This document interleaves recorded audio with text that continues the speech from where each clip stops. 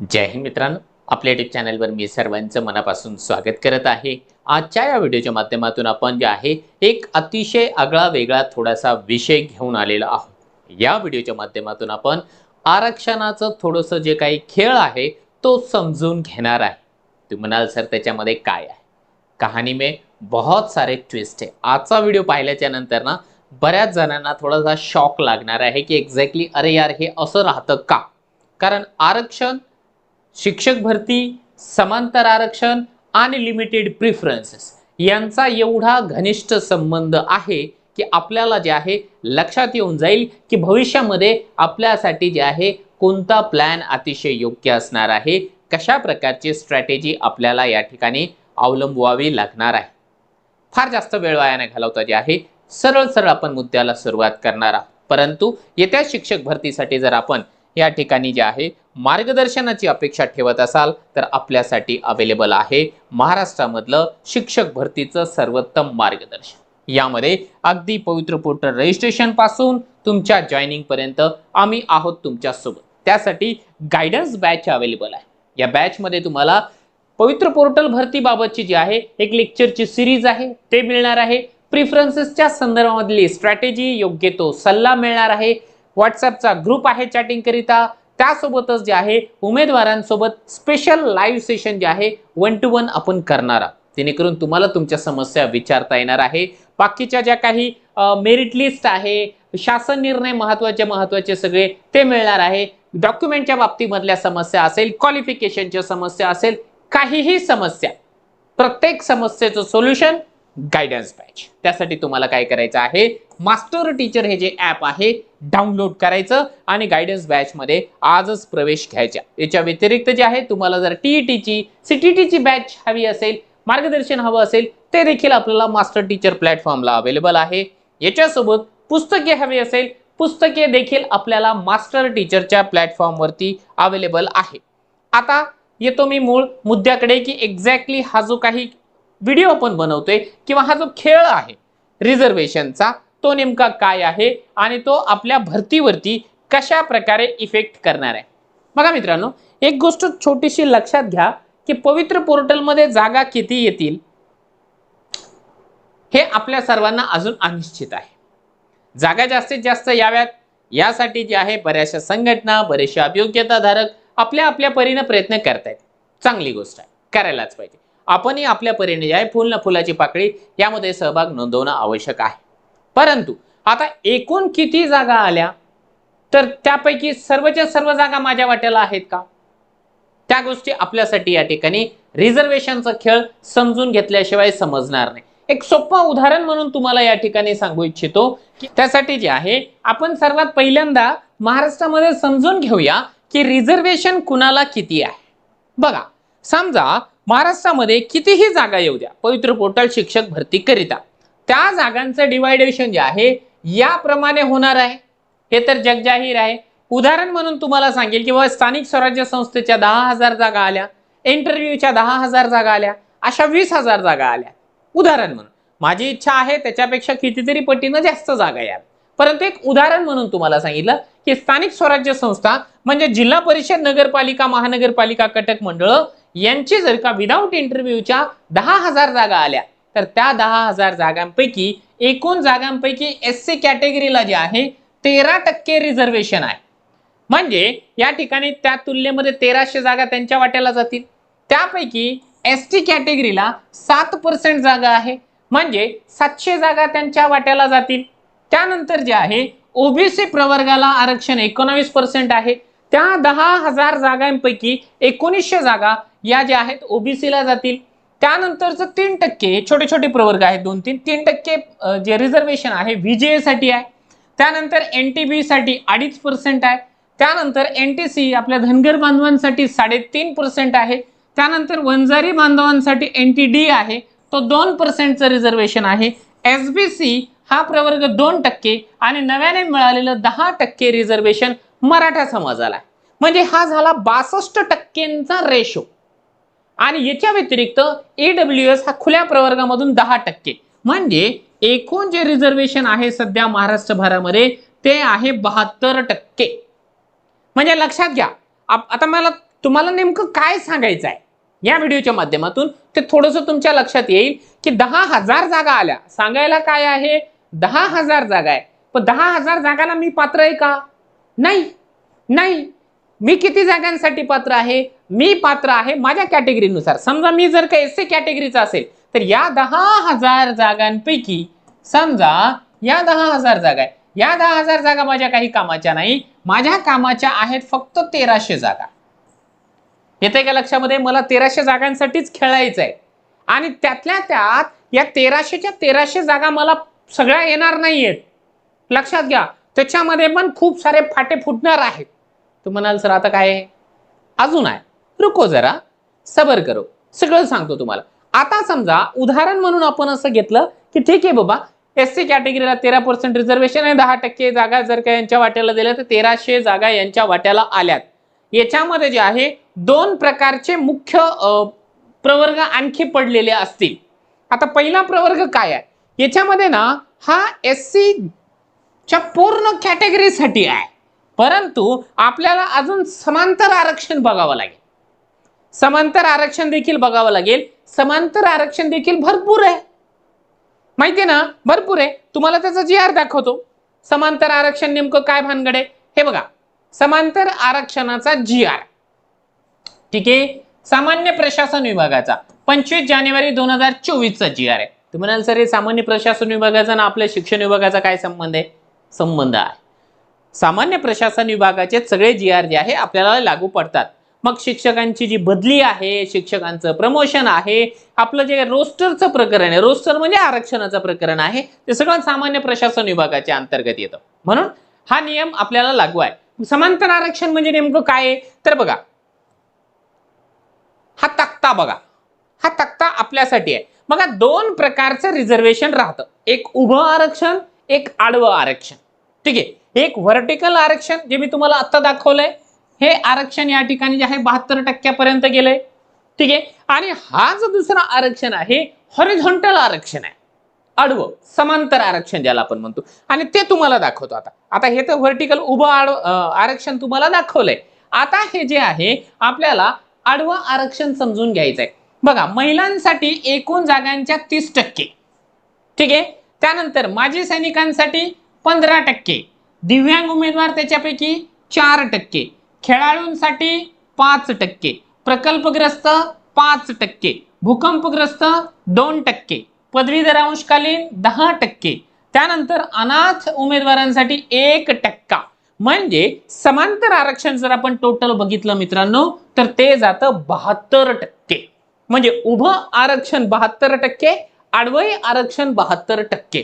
म्हणजे सिंपल जर तुम्हाला एक गणित सांगितलं ना, शॉकिंग वाला गणित काय असेल माहितीये? समजा EWH चा प्रवर्ग आहे, ठीक आहे, एक सोप्या भाषेमध्ये तुम्हाला सांगतो. EWH च्या प्रवर्गाला 10% आरक्षण आहे.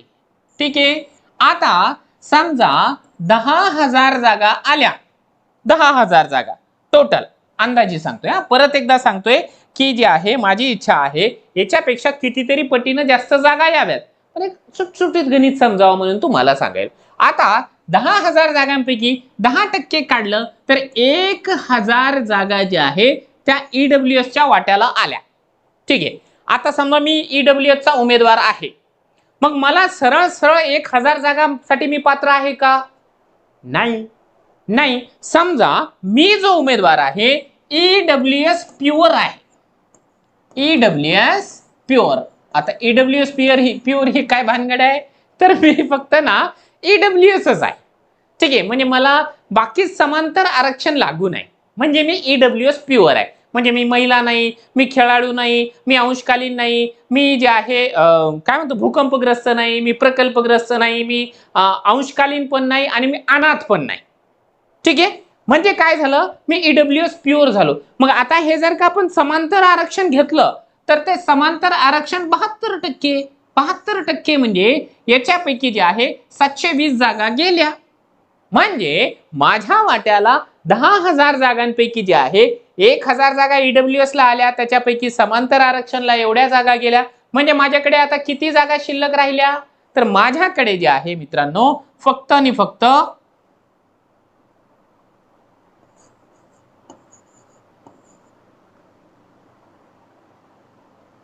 380 जागा शिल्लक राहिलेल्या आहेत. 380 म्हणजे म्हणजे आता बघा हा खेळ कसा आहे. एकूण शिक्षक भरतीच्या जागा 10,000 आल्या, 10,000 आल्या, पण मी किती जागांसाठी पात्र आहे?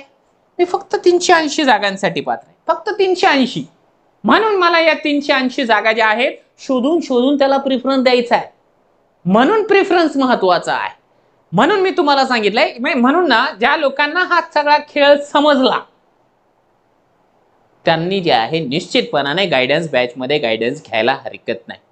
कारण भविष्यामध्ये जे आहे आपण एवढं शिक्षण घेतलं, एवढे चांगले मार्क्स घेतले आणि आपण चूक करून बसलो. नको तिथे आपण चूक करून बसलो, तसं होऊ नये. ठीक आहे, मला ज्या गोष्टी तुमच्यापर्यंत पोहोचवायच्या त्या जर का तुमच्या लक्षात येत असेल तर निश्चितपणाने तुमचं अभिनंदन आहे. गायडन्स बॅच आपण निश्चितपणाने जॉईन करावी, फायदा झाल्याशिवाय राहणार नाही. आणि या 380 पैकी 380 जागा माझ्याच वाट्याला आलेल्या नाहीये, लक्षात घ्या. अजून याच्यामध्ये एक फोड बाकी आहे. समजा या 380 ज्या काही जागा आहे त्या 1ली ते 12वी या वर्गासाठी आहे. लक्षात घ्या, या जागा 1ली ते 12वी साठी आहे आणि मी पात्र आहे समजा 101 ते 5 साठीच. याच्यापैकी किती जागा माझ्या वाट्याला येतील? 100 जागा माझ्या वाट्याला येणार नाही. मग त्या 100 जागांसाठीच मला खऱ्या अर्थाने जे आहे कॉम्पीट करायचं आहे. लक्षात घ्या, ही खूप क्रिटिकल बाब आहे आणि याचसाठी आपल्याला आपल्या परीने जे आहे प्लॅनिंग करावी लागणार आहे. विथ इंटरव्ह्यूचंही असाच खेळ आहे, विदाऊट इंटरव्ह्यूचं देखील असाच खेळ आहे. आणि तुम्हाला सांगतो हे जे समांतर आरक्षण आहे प्रत्येक कॅटेगरीमध्ये सेम आहे. लक्षात घ्या, तुम्हाला अजून ही कन्सेप्ट जर क्लिअर झाली नसेल तर लक्षात घ्या. हे जे आरक्षण आहे ना 72%, हे समजा इथे एससी कॅटेगरी जर आपण घेतली, एकच मिनिट हा, समजा एससी कॅटेगरी घेतली तर एससी कॅटेगरी मधलं हे 72%, एससी महिला, एससी माजी सैनिक, एससी दिव्यांग, एससी खेळाडू, एससी प्रकल्पग्रस्त, एससी भूकंपग्रस्त, एससी पदवीधर, एससी अनाथ.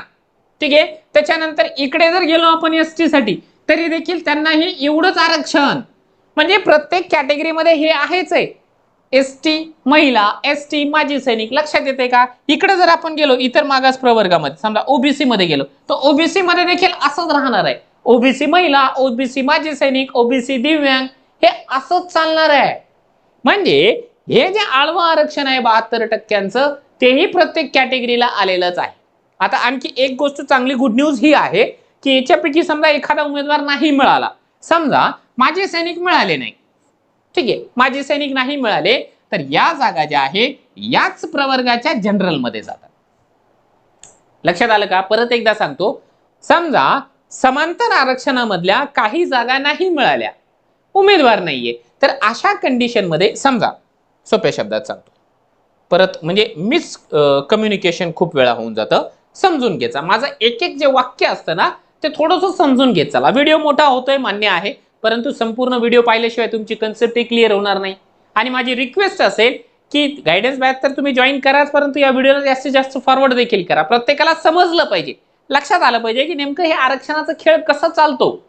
ठीक आहे, समजा ही जागा आपण असं एससीच गृहीत धरूया, एससी महिला, त्यानंतर एससी माजी सैनिक. समजा एससीचे माजी सैनिक मिळाले नाही, ठीक आहे, एससीचे माजी सैनिक मिळाले नाही, मग अशा कंडिशनला ही जी माजी सैनिकांची 15 जागा ज्या आहेत त्या एससी जनरल मध्ये जातात. ठीक आहे, एससीच्या जनरल मध्ये जातात. हा एक महत्वाचा मुद्दा आहे. आणि दुसरी महत्वाची एक गोष्ट तुम्हाला सांगतो की सगळ्या कॅटेगरीचे उमेदवार ओपनच्या जागांसाठी या ठिकाणी पात्र असतात.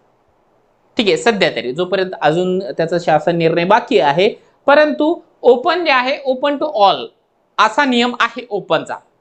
आणि 55-60चा निर्णय जे आहे आता उमेदवारांच्या बाजूने लागलेला आहे सुप्रीम कोर्टाचा. त्याच्यामुळे तुम्ही कॅटेगरी मधून जरी टीईटी पात्र असाल तरी देखील तुम्ही आता ओपनच्या जागांसाठी पात्र आहातच आहे. सध्या तरी आहे, आता भविष्यामध्ये जेव्हा समजा नियम वगैरे बदलेल, काही झालं तर त्यावेळेस मी तुम्हाला अपडेट करेल. पण सध्यापर्यंत जे आहे या स्वतःच्या कॅटेगरीच्या जागा आणि ओपनच्या जागा तेवढ्याच जागांसाठी आपण या ठिकाणी क्वालिफाय आहोत.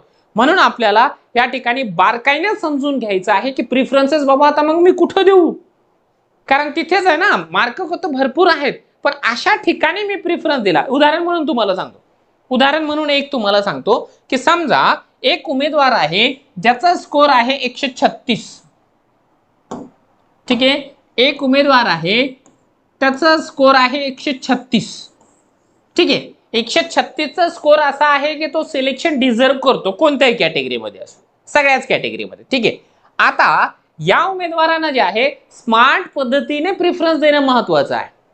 जर समजा या उमेदवाराला लिमिट करून दिलेली आहे 100ची, 100च प्रिफरन्सेस. समजा या उमेदवाराने 1 2 3 4 5 6 असे 100 अशा प्रकारचे प्रिफरन्सेस दिले.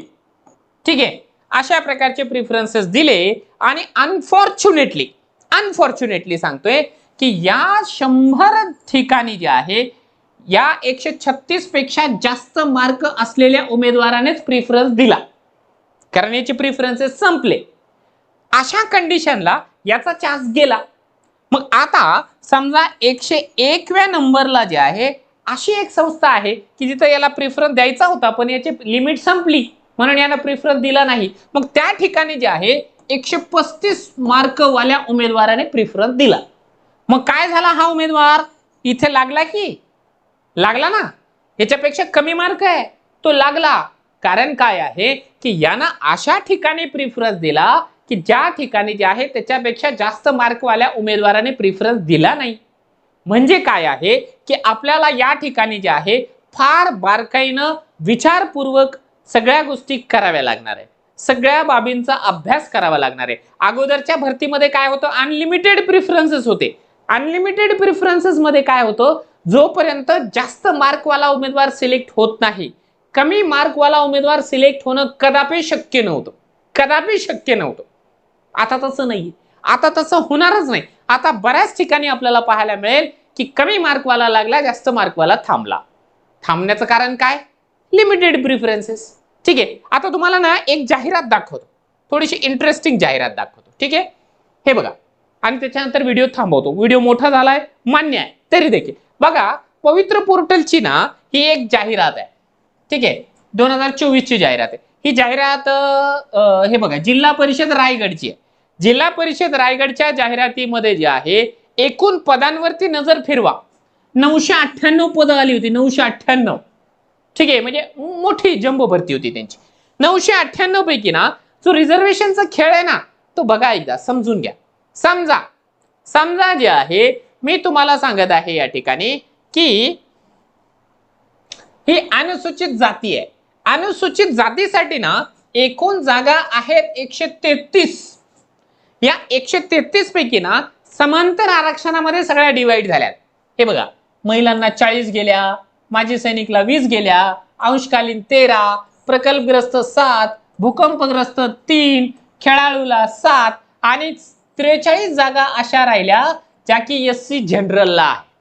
म्हणजे लक्षात घ्या, SC कॅटेगरीच्या वाट्याला जागा आल्यात 133, पण ज्या SCच्या उमेदवाराला दुसरं कोणतंच आरक्षण नाही त्याला किती आल्या, त्याला फक्त 43 जागा आल्या.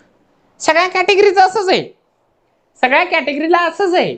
म्हणून जे आहे आपल्या वाट्याच्या जागा किती ते महत्वाचं आहे. आणि आपल्या वाट्याला जे आहे शक्यतो जागा फारच कमी असतात आणि ज्यावेळेस जे आहे संसाधने कमी असतात त्यावेळेस आपल्याला स्मार्ट पद्धतीने काम करावं. जसं आपल्याकडे पैसा कमी असल्याच्या नंतर आपल्याला घरदार संसार चालवण्यासाठी जे आहे काटकसर करावी लागते.